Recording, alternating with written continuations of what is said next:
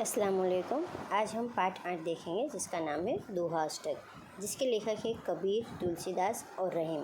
सबसे पहले हम ये ऊपरी पैराग्राफ पढ़ते हैं। दोहे हिंदी भाषा साहित्य की अनमोल निधि है। दोहे व्यवहारिक दृष्टांतों के माध्यम से सरल सहज रूप से जीवन, लोक व्यवहार, गुण, स्वभाव, नीति, रीति आदि से परिचित कराते हैं। प्रस्तुत इकाई में कबीर, तुलसीदास और रहीम के चुने गए ऐसे ही दोहे संकलित किए गए हैं।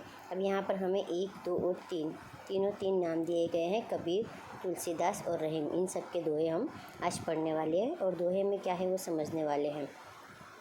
कबीर के बारे में जानते हैं कि ये 15वीं शताब्दी के कवि हैं। ये बड़े संत थे। इन्होंने हिंदू और मुसलमानों को उनकी गलतियों के लिए फटकारा है और दोनों को हिल मिलकर रहने का उपदेश दिया है। वैसे ही तुलसीदास ये 16वीं शताब्दी के प्रसिद्ध राम भक्त कवि हैं। इन्होंने रामचरितमानस नामक प्रसिद्ध ग्रंथ लिखा है। रहीम, इनका पूरा नाम है अब्दुल रहीम खान खाना। ये बड़े उदार और अनुभवी थे। हिंदी में इन्होंने बहुत ही सुंदर दोहे लिखे हैं। अब हम दोहे पढ़ेंगे। पहले दोहे हैं कबीर के। बड़ा हुआ तो क्या हुआ, जैसे पेड़ खजूर, पंथी को छाया नहीं, फल लागे अति दूर। यहाँ की कोई भी चीज़ बड़ी होती है तो उसका ऐसा नहीं कि बड़ी है तो बहुत ज़्यादा महत्व है। जैसे कि उदाहरण दिया हमें खजूर का पेड़ जो काफ़ी बड़ा होता है। पंथी को छाया नहीं, पंथी यानी कि जो मुसाफिर होता है, मुसाफिर को उस पेड़ से छाया नहीं मिलती क्योंकि वो घटाडर नहीं होता। फल लागे अति दूर, यानी कि उसके जो फल होते हैं वो बहुत ही ऊंची जगह पे लगे होते हैं। खजूर बहुत ही ऊंचा होता है जिसको वो तोड़कर कोई भी उसे खा नहीं सकता। दूसरा है साधु ऐसा चाहिए, जैसा सूप सुभाए, सार सार को घायल करे, ठोठा देह उड़ाए। यानी कि साधु जो बनते हैं वो ऐसे होने चाहिए जैसा सूप सुभाए। सूप सुभाए का मतलब है कि जैसे हम गांव में देखते हैं कि जहाँ पर गेहूं हो, चावल हो, वो बड़े सुपड़े में लेके झटके जाते हैं और वो जब झटकते हैं तो उसमें से गेहूं और चावल सुपड़े में ही ले जाते हैं और उसका जो कचरा होता है, फोतरे होते हैं, वो उड़ के दूसरी तरह गिर जाते हैं। इसीलिए सार सार को गाही करे, जो जो अच्छी बातें हैं उन सबको वो ग्रहण करे, गही करे यानी कि ग्रहण करे, और थोड़ा दे उड़ाए, जो व्यर्थ है, जिसका कोई काम नहीं है, वो सब वो उड़ा दे। माखी गुड़ में गड़ी रहे, पंख रहियो लिपटाए, हाथ मले और सिर धुने, लालच बुरी बुलाए। इसका मतलब है कि जब मक्खी होती है वो गुड़ को खाने के लिए झटपटाती है और झटपटाने के लिए वो क्या करती है, गुड़ के अंदर घुस जाती है और गुड़ पेट भर के खा लेती है। जब निकलने की बारी आती है तो वो ऐसे फंस जाती है कि वो अपने पंख को भी लिपटा लेती है गुड़ में और उसके हाथ भी होते हैं वो भी सिरती है और सिर भी धुनती है, लेकिन वो बाहर निकल पाती नहीं। इसका मतलब है कि लालच ऐसी बुरी चीज़ है कि जब आप एक बार उसमें फंस जाओ तो आप बाहर निकल सकते नहीं हो। इस तरह जिस तरह लालच से जैसे मक्खी गुड़ में घुस जाती है। और ये तीन दोहे थे कबीर के दोहे। अब आगे हम देखते हैं कि आगे के 2 दोहे हैं वो है तुलसीदास जी के। चौथा दोहा है, तुलसी इस संसार में भांति भांति के लोग, सबसे हिल मिल कर चालिए, नदी नाव संजोग। यानी कि तुलसीदास से कहते हैं कि ये हमारा संसार है, ये जगत है, यहाँ भांति भांति यानी कि अलग अलग प्रकार के लोग रहते हैं।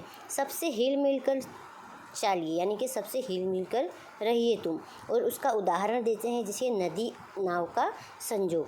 अगर नदी ना हो तो नाव उसमें चल नहीं सकती और पानी है फिर भी नदी नाव को चलने देती है। इसलिए नाव और नदी जैसे एक दूसरे को मिलजुल कर रहते हैं, इसी हमारे सारे संसार में हम सबको मिलजुल कर रहना चाहिए। दूसरा है, तुलसी हाय गरीब की, कबू न खाली जाए, मुँहे ढोर के चाम से लोह भस्म हो जाए। यानी कि तुलसीदास जी कहते हैं कि जो तुम गरीब की हाय लेते हो, हाय यानी कि बद्दुआ, वो कोई दिन भी खाली नहीं जाती। जिस तरह के मुँहे ढोर के चाम से, जिस तरह हम लोहा गर्म करते हैं ना, तो लोहों को गर्म करने के पहले वो हथौड़ी गर्म करनी पड़ती है। वो हथौड़ी गर्म करके लोहे के ऊपर ज़ोर से मारा जाता है जिससे वो एकदम भस्म हो जाता है। तो इसलिए गरीब की कभी भी हमें हाय या बद्दुआ लेनी चाहिए नहीं। आगे के हम दोहे देखते हैं जो है रहीम के दोहे। रहीमन धागा प्रेम का, मत तोड़ो चटकाए, टूटे फिर ना जुड़े, जुड़े गांठ पड़ जाए, यानी कि रहीम कहते हैं कि जो प्यार का धागा है, जो मोहब्बत का धागा है, जो रिश्तों का धागा है, वो कोई दिन विछट का यानी टूटना नहीं चाहिए।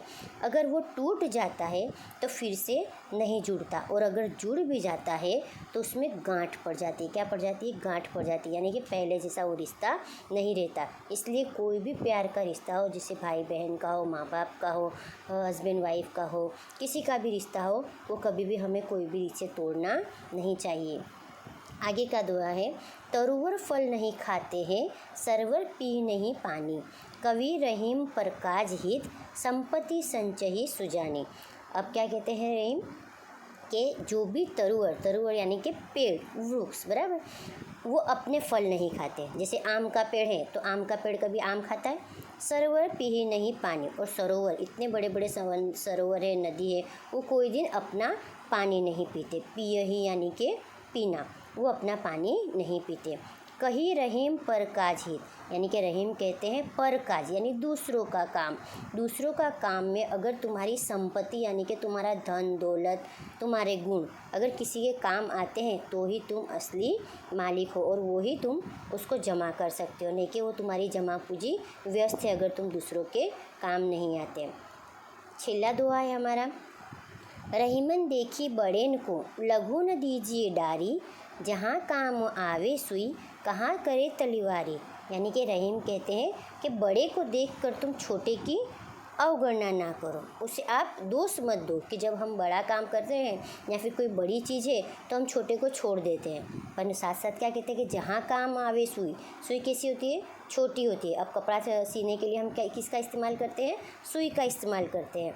तो कहाँ करे तलवारी, तो वो सुई तलवार का काम नहीं कर सकती, तलवार से कपड़े नहीं सिए जा सकते। इसलिए छोटा का काम हो वहाँ बड़ा काम नहीं आ सकता, इसलिए कि बड़े को देखकर छोटे की हमें अवगणना नहीं करनी चाहिए। यहाँ हमारे दोहे पूरे होते हैं। आशा है आप लोगों को अच्छे से